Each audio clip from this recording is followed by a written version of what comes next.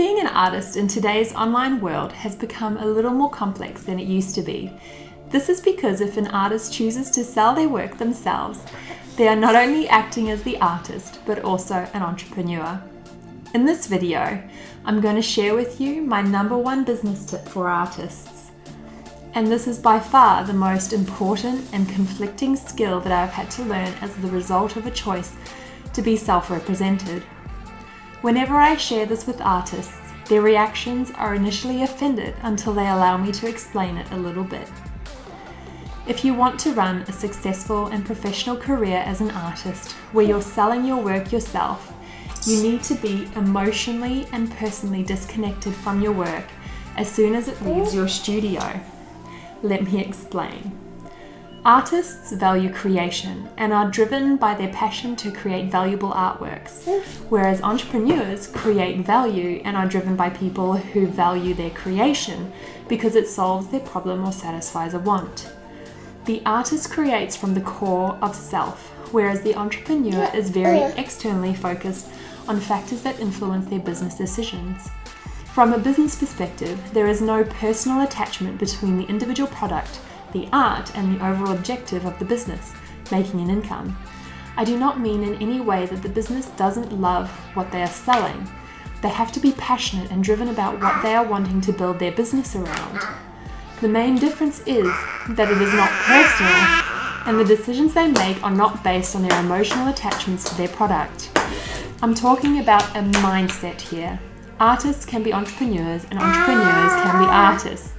The two do not have to be separate. However, the transition in thinking from the stage of creating the art to the stage of marketing and selling it is what sets the artist and businessman apart. Here is an example of an emotional sale versus a professional sale. An artist offers commissions. After receiving an email from an interested client who then hops on a plane to come and discuss the commission in person, the artist starts to feel bad about the expense their client is incurring.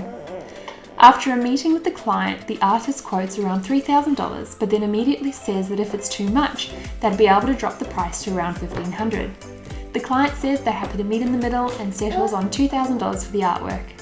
The artist immediately feels ripped off by the deal, but feels obliged anyway because they're aware of the surrounding expenses the client has incurred and feels responsible for it.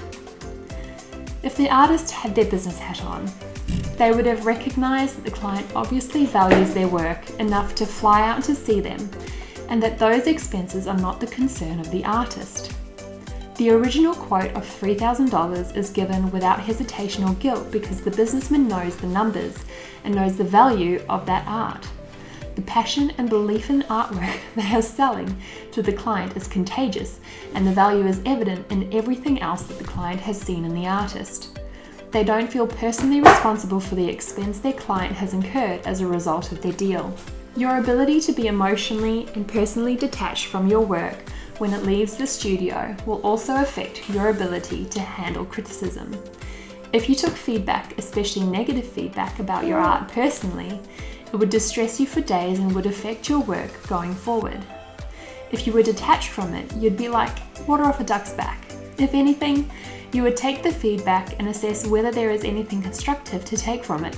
If so, you would make the adjustments accordingly. If not, who cares? Another example comes when people are taken back by your asking price, say that it's too high and expensive and demand it for a fraction of your price. Emotional and personal attachment to the sale would mean that you'd be hurt by this, often confused as to what to do, and usually the artist would compromise and settle on a much lower price just to get the sale.